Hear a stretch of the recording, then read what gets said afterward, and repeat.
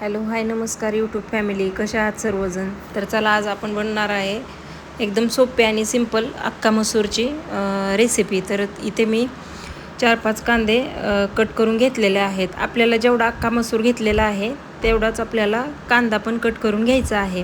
कांदा आपल्याला थोडासा जास्त वापरायचा आहे, त्यानंतर भाजी खूप सुंदर लागते. इथे मी कढईमध्ये थोडंसं जास्त तेल घेतलेलं आहे.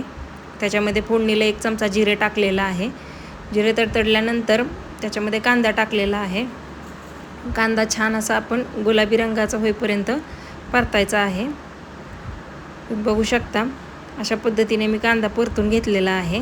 त्यानंतर याच्यामध्ये मी आलं आणि लसणाची पेस्ट टाकलेली आहे.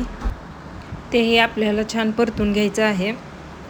त्यानंतर इथे मी 4 ते 5 हिरव्या मिरच्या अशा उभ्या कट करून टाकलेल्या आहेत. त्याही छान टेस्ट येते, त्याच्यामुळे तुम्हाला आवडत असेल तर टाका.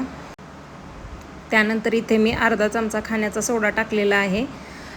अख्खा मसूर बनवताना स्पेशल ट्रिक ही आहे की आपण त्याच्यामध्ये खाण्याचा सोडा टाकतो. सोडा टाकल्यानंतर तुम्ही बघू शकता कांद्याचा रंग पिवळा झालेला आहे. त्यानंतर त्याच्यामध्ये मी अर्धा चमचा हळद, 2 चमचे लाल मिरची पावडर काश्मीरी आणि चवीनुसार मीठ टाकलेलं आहे. त्याच्यानंतर मी इथे 7 ते 8 तास भिजवलेला अख्खा मसूर टाकलेला आहे स्वच्छ धुवून. ते छान असं परतून घेतलेलं आहे.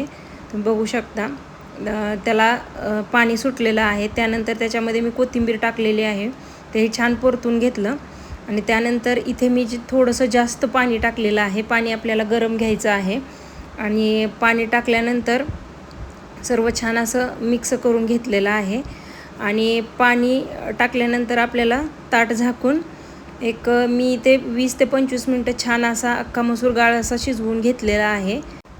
पाणी आपल्याला पूर्णपणे आटून द्यायचं आहे.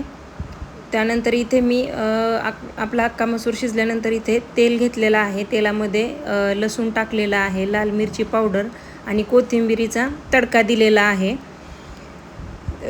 या तडक्याने अख्खा मसूरला टेस्ट छान येते.